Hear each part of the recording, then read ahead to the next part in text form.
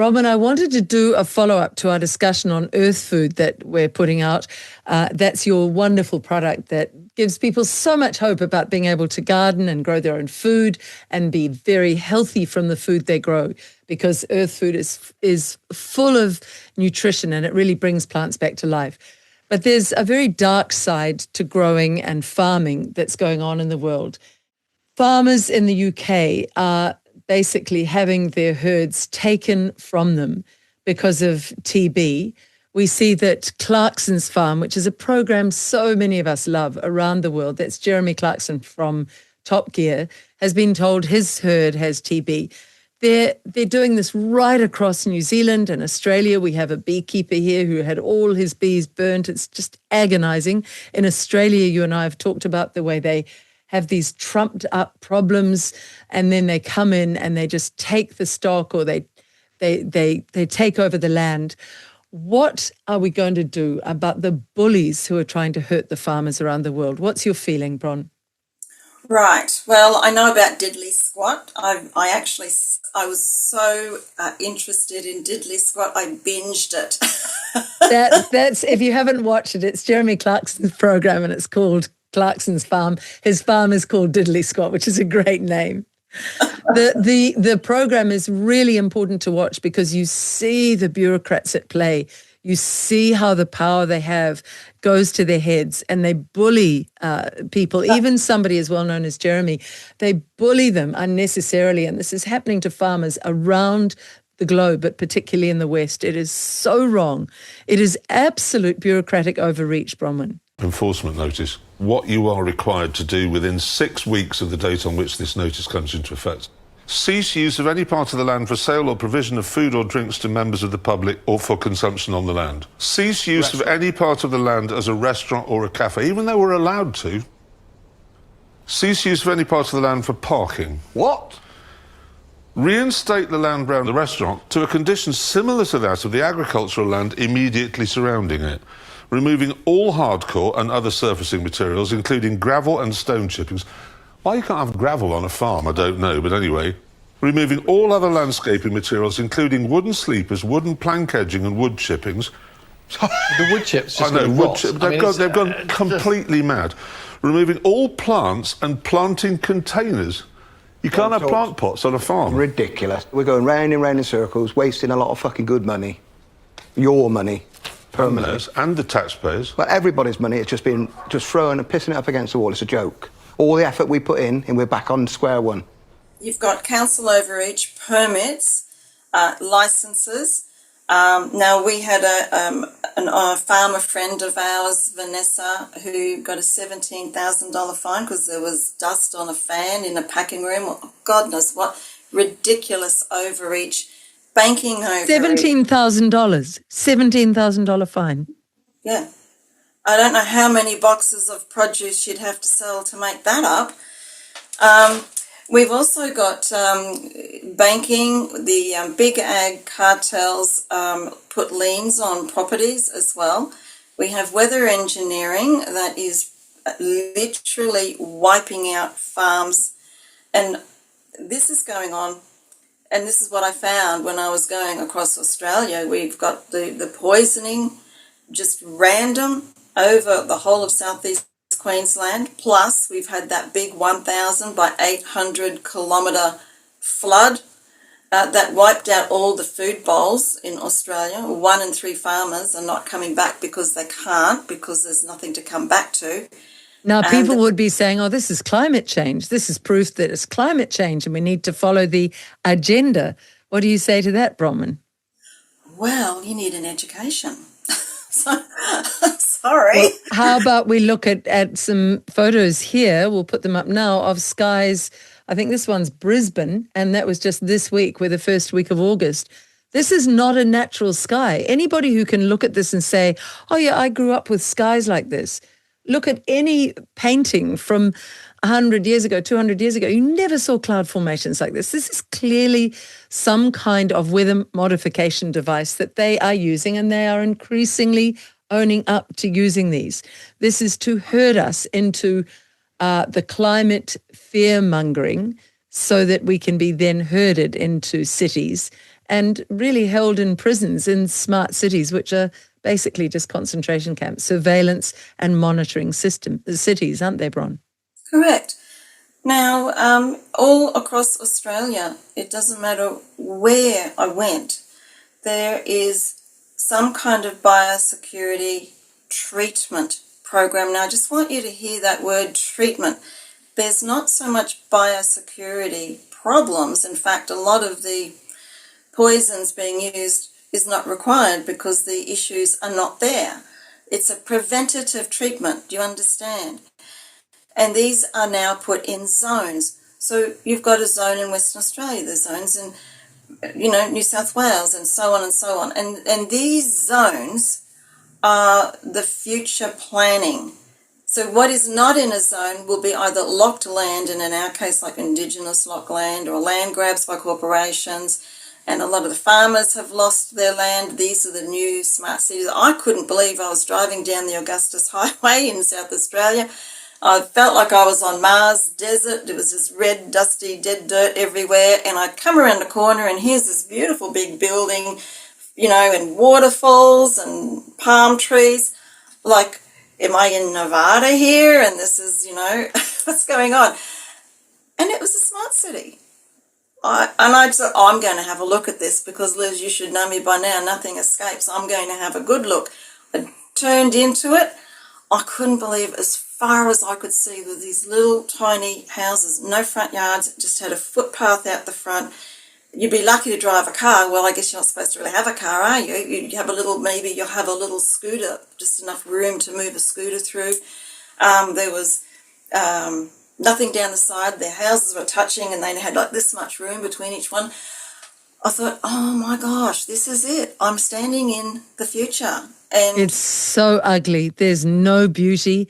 There's no privacy. They look like container boxes. The houses have no originality, no personality.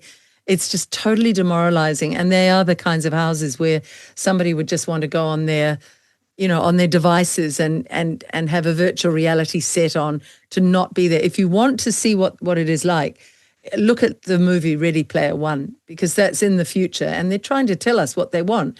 We are made to feel we don't matter, and we go onto these virtual reality headsets and we have avatars online because everything around us in the physical world is so denuded of beauty and joy and freedom. Well, I'm not going to settle for that, and I'm certainly not going to leave that for my children's children. And I hope millions and billions of others around the world feel like you and I do about that, Bronwyn. Exactly. So I hope you don't mind. I've just got a little article here that I wrote, but with my research, and this is what some of the things I found, that there is the Sendai Framework for Disaster Risk Reduction 2015 to 2013. It's a non-binding international agreement adopted by the UN member states, including Australia, to guide disaster risk management globally. So it's coming to a country near you. It focuses on reducing disaster risks like bushfires, floods, pandemics. Oh, did I say pandemic? I must have. To protect lives, livelihoods and property. My gosh, it sounds so noble. I feel like I want to be part of this. Not on your life. What does this mean? It was adopted in Japan, and the reason why it's called Sendai is because that was the city it was adopted within. And it's to reduce disaster and risk and loss of lives, homes, infrastructure and environment. So you see here, all sounds very good until you're one of those people where you're going to have to move your house. Sorry, you don't get to move your house. It's just you that moves. Your house will be squashed to the ground because that's now going to be part of the new land grab for something else, not for you. The infrastructure, well, you don't need the infrastructure in those places because you won't have a car and you won't have a house, so they'll be gone. And the environment, well, we already can see the contamination that's happening in waterways, in the air, acid rain, the soil. We already know there is nothing that's living anymore. It's all built from something else. In these smart cities, that's not an exaggeration. There's very little that is living because there's no room for gardens. There's no room for trees and beautiful places you can grow your own food. These are tiny little parcels of land right next door to each other in straight rows, and they are basically just container boxes. What do they call them? Pack 'em and stack 'em. That's what they're doing to human lives. So is this document that you're reading, I'd love you to send it to me, is it from a world body, one of these awful world bodies where they adopted it? Is it a World Economic Forum or a United Nations? Do you know who originated this? Non-binding international agreement adopted by the UN. This is the UN 2030 agenda. And here, what does it mean for your home and property rights? Well, local council, as I've always said, are the WEF mouthpiece, and they're the ones who are going to control everything because they're not government. Our governments are gone, see? They're going because, we've just been on the IHR, the International Health Regulations, which is part of the UN program. That means we're under one world order as of the 25th of September. They want one world government. They've stated they want to end up in 2030 with a one world government. This is real dystopian, Orwellian, nightmarish stuff. So this is really saying with climate what they're trying to do with the World Health Organization, with health. These IHRs say that if there's a pandemic, we will come in from the United Nations and we will tell you all what to do. But none of the people of New Zealand or Australia have voted for those people in the United Nations. None of us. And they're going to take over from our supposed politicians who already are not standing up for us. They answer to the globalist overlords. Okay, so let's get back to this document. Yeah, so we've got local councils and governments may rezone and restrict your land.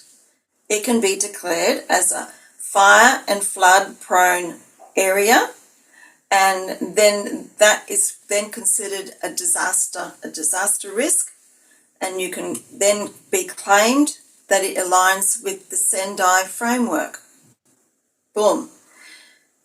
Biosecurity and disaster powers are then extended using this aligned policy so that you've got forced relocation. Well, we had that here. We had a flood in the Lockyer Valley, and they moved a whole town called Grantham.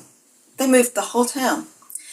Compulsory land acquisition, destruction of property deemed unsafe. Now, this is you're going to see this. It's called you've got the ESG, and part of that, the environmental social governance is coming in. That means your home will be inspected by council to make sure you have your climate change rating. The rating will be, you need to have XYZ done to your house to save power, save water, to be able to cut off this land parcel. We're going to resume that for something else. And then it may cost you quite a considerable amount of money. You may not have that money, but you will be given time to do it. After a certain period of time, they'll check in with you, and then that means you could lose your house because you now have fines. Those fines are compounding, and that means if you can't pay the fines, well, then you forfeit your house. Honestly, this is so ridiculous. If all of us were to say no, as we should have said to the jabs, we should have all stood up at that point and pushed back, because when you capitulate, it only gets worse, as we're now finding out. But here's the thing. When millions of us say no, they can't arrest all of us. They can't put all of us in prison. But we are going to have to stand up as a people across the world and say no to this. Our home is meant to be our castle. They shouldn't even be coming on our home and our farm and our land. They should not be having their ridiculous bureaucratic rulings implicating our homes. These are our private properties. And this is what we have to get back to. I know it's moved from that, but truly listening to this, Bronwyn, it just makes my blood boil. And the ultimate thing is country after country has to tell our government, our pathetic governments, we want you to pull out of the UN. We want you to pull out our funding, Australian funding, New Zealand funding for the United Nations. The United Nations are just a group of out-of-control Marxist communists. They're really mad. All right, what else are they planning? Oh, well, part of this risk assessment, what people don't understand is because now you're considered a risk, you don't get insurance, as in the case of what happened in, was it Hawaii or Maui? In Maui, yes, and Oprah's gobbled up a lot of that land where those people were burned off. Of course. Didn't I think of that? Meaning you will lose your property. Renting people means your owners have already lost their property because they probably don't factor this into their financial structure, that this is a thing that's coming up and they will have to address as landowners. And if they can't, they'll just sell it, or it may be just taken from them. So if you're renting, what's happening to you? And I can tell you right now, there's a lot of people renting. It's so bleak, Bronwyn. So just take us back. So this was passed in a city in Japan in what year? 2016? 2015. And it was passed by how many countries? All the members of the UN at that time. There was so little information about this. I know. And we'll put the documentation underneath this so people can read it. But yes, what were you going to say then? Well, here's what happens. It affects, everything is affected by the rezoning. Now, I've always been talking about the biosecurity preventative zones. I'm probably the only person in the world talking about it. And now we're seeing forced acquisition and development banning. They're banning it. So they're closing in. I know a bus driver here in Australia who takes people on bus trips and he goes all over Australia. What used to be just his normal route in various parts of Australia, he can't get in there. There's big gates and locks across them now. His tours are now half as what they used to be. On what grounds? Why are they shut off? Oh, because they're off limits. But some of them have Indigenous. Right, that's happening here. Yes, that's that card that keeps flashing up. But anyway, so we've also got biosecurity measures, which I've mentioned, and the housing development limits. So what do we have here? We have increasing in immigration.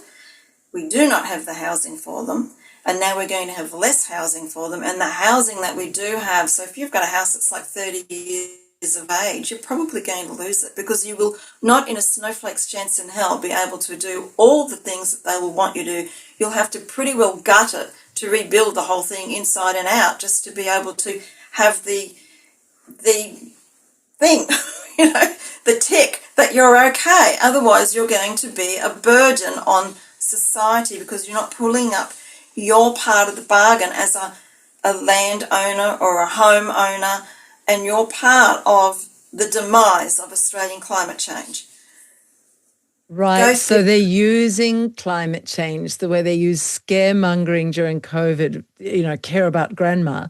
And now that it's clear that the jabs killed many, many old people prematurely, nobody cares. Nobody wants to know when I put out that research.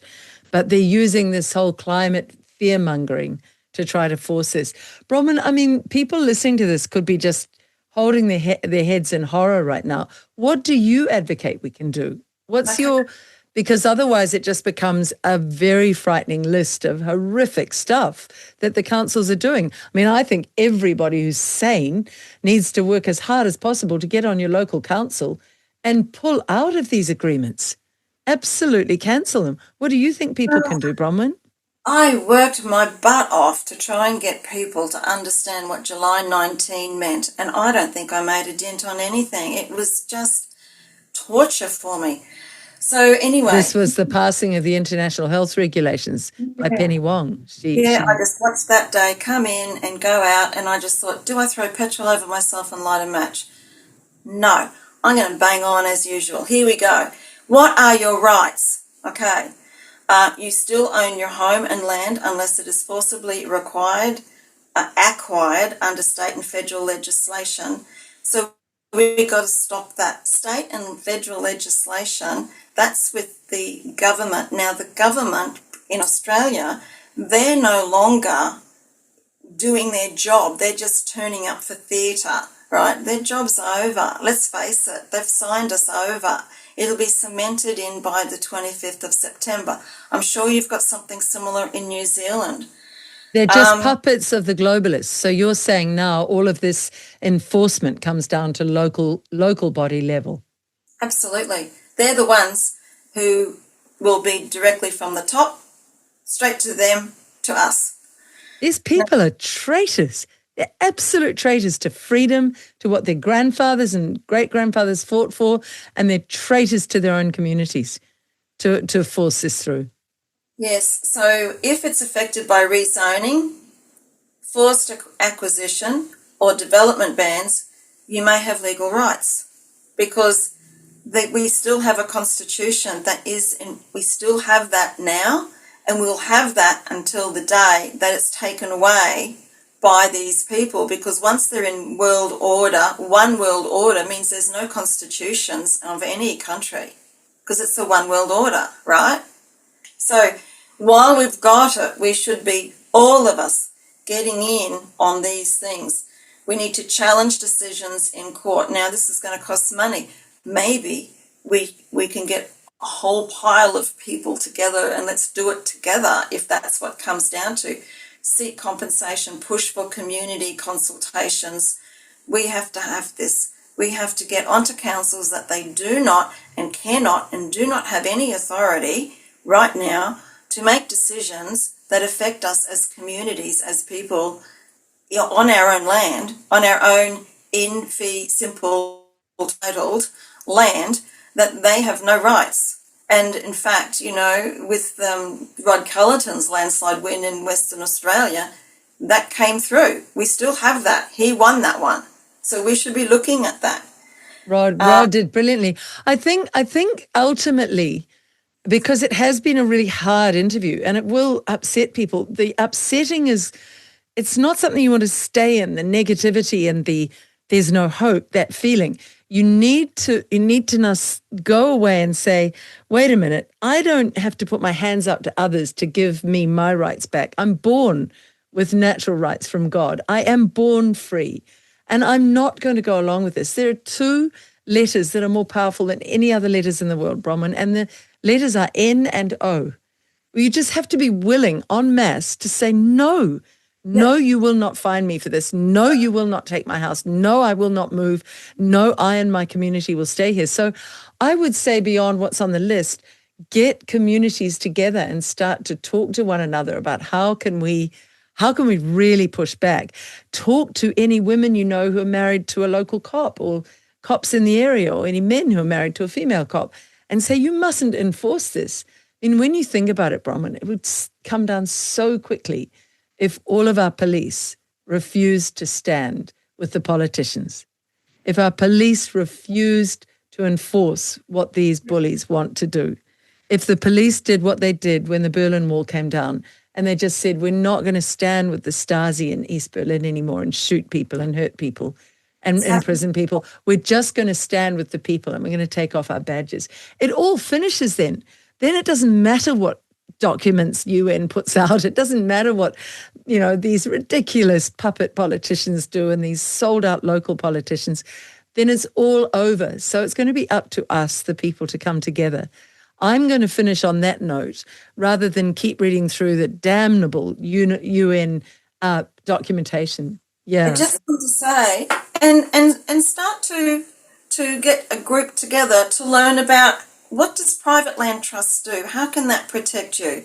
Learn about some of the things that can protect you if you want to go down that pathway. But at the end of the day, it's really very simple. I do not consent. I will not be part of this. I'm going to be a pineapple and stand tall with my crown. I'm not going to have this. I bang on about no thank you all the time. No thank you, no thank you, no thank you. And we're just going to need to just say, no thanks. Yeah. And I think, if we all say no to their fines and all say no to their orders to get off the land, we end up clogging up the justice system so much that their justice system breaks down under the weight of it. And their jail system breaks down if we're all in jail. It's just laughable. The power of the people lies there. And that's what we need to realize. Instead of looking away and being scared, let's look in with laughter and go, how can we break the system? And the key is, if they don't have enforcers, if they don't have money, if we tell our politicians, you will not pay the UN 1 more cent, the UN will topple over. The globalist ideas will topple over. The people will take over and build the communities from the ground up in a healthy way. And I think that's the key. It is horrendous to listen to what their plans are. But when you really think about it, let's just clog up their whole legal system by saying no to everything they want. Look, I've got a really good story for you, Liz. When I was in Victoria once, they wanted to kill all the chooks in the backyards, and they put out this, they were going to do this legislation, and everybody had to report all of their chickens. Oh, right? Ridiculous. No, you know what they did? Because Victoria's had enough too, They reported all the frozen chickens in their freezer.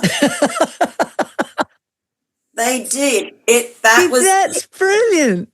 Over.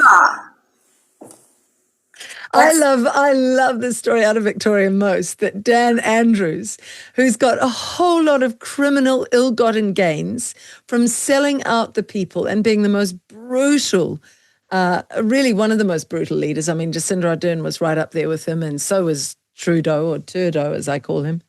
But Dan Andrews, no doubt, got some money that wasn't part of his payment for his political role, because suddenly he's buying expensive properties and he's wanting to build expensive houses. And what did all the builders and all of the workers do? They turned up at his house, saw that it was Dan Andrews and said, nah, mate, not going to do it for you, not going to work for you, don't want your job, don't want your money. And he can't get anybody. Now, that is so brilliant. And if Jacinda Ardern ever comes back to New Zealand, I hope that happens here, because people here have woken up to, she was willing to murder her own people and to see them maimed and to accept money for doing that, Pfizer money for doing that, and buy an expensive farm, which she's bought for $13 million. She didn't buy that on a prime minister's salary, and other properties, I gather. And we'll look into that. I've got some evidence coming to me for that. But this is how we, the people, can have the last laugh on them. Here's the last laugh. You're going to love this, Liz. When I was down in Victoria, I had a couple of people come up to me and said, oh, Bron, that's a great talk. We've really enjoyed it. Would you be part of our mission? I'm like, oh, yeah, what is it? And they handed me these stickers. They're only about this big, right? It's got a photo of Dan Andrews and a big cross over it, and then it's got Ban Dick Dan. That's the sticker. And that goes on the glass doors of every shop who cannot have Dan Andrews buy anything in that shop. And they're everywhere. He can't. Oh, I hadn't heard that.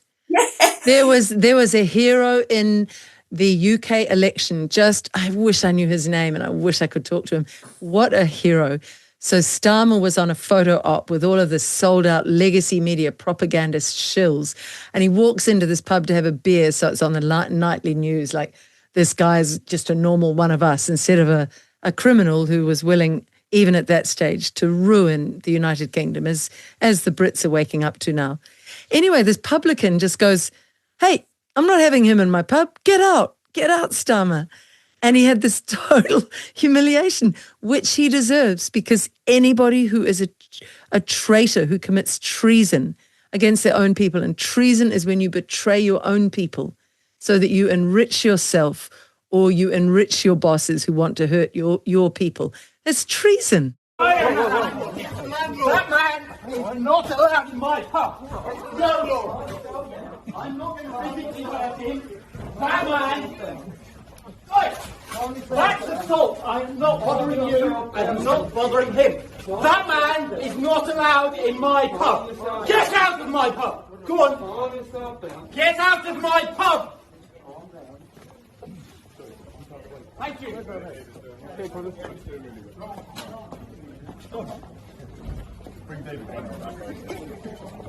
And it's the lowest of the lowest human beings. I'll make myself okay. I'll enrich myself. I'll survive at the cost of my own people. And all of these globalists are treasonous individuals, absolute traitors to their people. I think those stories are just wonderful. Having those signs, gosh, that's a really good one. I think we need to all sort of get together and who's it that you're not willing to have in your business or to serve or to Yes. because they were willing to not let us look after ourselves and not they interfered on our lives and our businesses, our homes and our families, and even to this day some families still can't talk to each other after 5 years, you know.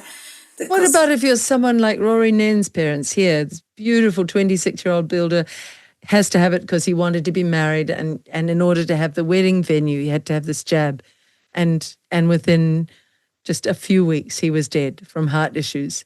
And the morning that he collapsed in the bathroom and his fiancée found him, he was online looking up heart issues. And the information on the Ministry of Health was saying, no, it's not a problem for the heart. They knew it was a problem for the heart. That family, many, many families who've lost people far before it was their time to go.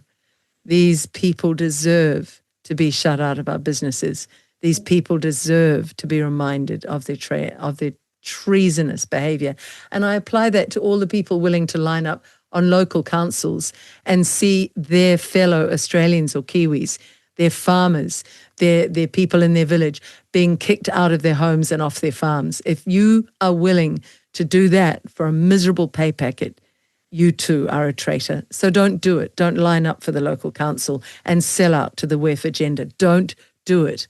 It won't work for you in the long run, I promise. That's my warning to those who would do that. Meantime, maybe we have lots of good ones who do get on the local councils and put an absolute stop, put a break on all their plans. We could have fun with this, Bronwyn. Oh, I was just thinking while you were talking, I was thinking, hang on, if people understand what's really going on with councils, and if we find people who are willing to put their hand up and say, I'm going to go on council, and then everyone knows they'll get in because we want what that person represents, and that is, you know, bringing us back to normal life, to not be part of the World Economic Forum and the UN agendas. And once people are in these councils, as in what happened in like Texas in the US, they just said, no, we're not doing it. That's it. And the whole state is now out of this, out of that. They're just giving a really nice life. And we only need a few people who have lots of friends get into council. Yeah. Knock it down. It's beautiful. And when I think about the UN or the WEF or the Marxists or any of these ridiculous groups, these three-letter agencies, I just see bullies. And from a little girl at school, I could see that bullies were very weak people because I never needed people around me to hurt other people or deride other people. I never wanted to put down other people. It just isn't my way. I mean, I'll put down Jacinda because she's hurt my country and hurt my life and hurt my children's future potentially. I'll put down any of these treasonous politicians, yes. But good people, I won't do that. Bullies will. But bullies are always weak. And the thing they absolutely depend on is fear. So when you don't fear them, they shrivel, like, you know, when you blow up a balloon and you let the air out and it just goes blah, blah, blah, into a tiny little noisy, little shriveled up thing. That's how I see bullies. And bullies really, these world globalist bullies fear millions of people around the world getting together and saying two letters, which is N and O. Nope, not taking your jabs. No, I'm not moving from my land. No, I'm not going to pay your fine. No, I'm not scared of you in the least. Go away. That's when they get really scared. And that's why I think they're rolling out things at such a fast pace, because they know millions of us now are not scared of them. And we're all willing to say no. Yeah, I 100%. Yeah. And I'm surprised anyone who is listening to this, it'll be passed from pillar to post for sure. because I think there are so many people now who are just want the information. Okay, now what can I do? And now you just say no. Totally agree. And meantime, get some of Bronwyn's earth food for your plants in your garden. Eat the plants, give the plants to your animals, eat the strong animals. And as we get healthier and mentally stronger and tougher, we can say no a whole lot more.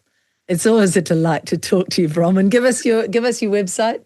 It's for Yourearthfood.com, yourearthfood.com. Read those articles, guys. I spend a lot of time writing, and I try to put in things that I think are relevant to where we are all at right now. But for everyone I write, I always tell you, this is what you can do now. I'm a fear not girl. This is what you can do now. So it's there. Yeah. And that's on yourearthfood.com. Bronwyn Holm, I always love talking to you. We'll talk again soon. Thank you, my friend. Bye-bye.